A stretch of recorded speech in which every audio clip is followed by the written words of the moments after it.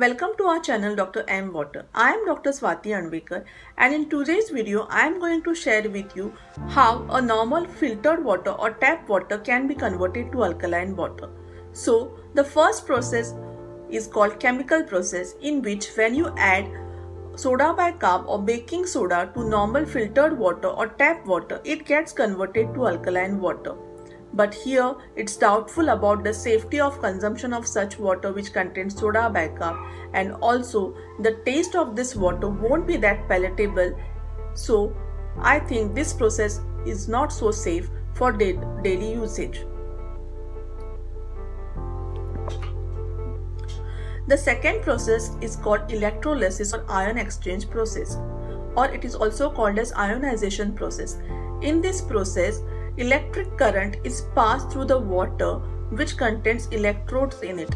These electrodes are inserted in this water, and when the electric current passes through this water, the hydroxyl ions and the hydrogen ions are separated.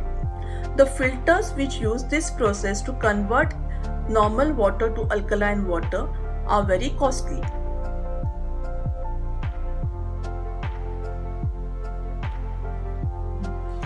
The third process is the natural process.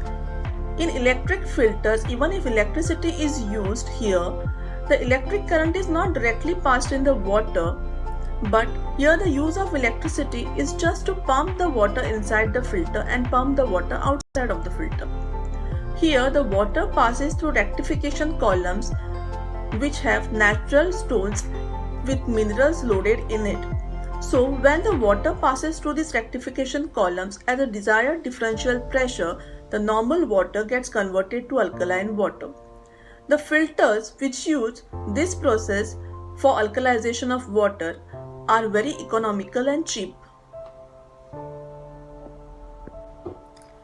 Our intention to create today's video was to clear the doubts of people, as many people have certain doubts while purchasing alkaline water filters which run on electricity as to whether electric current is directly passed in the water in such filters or not.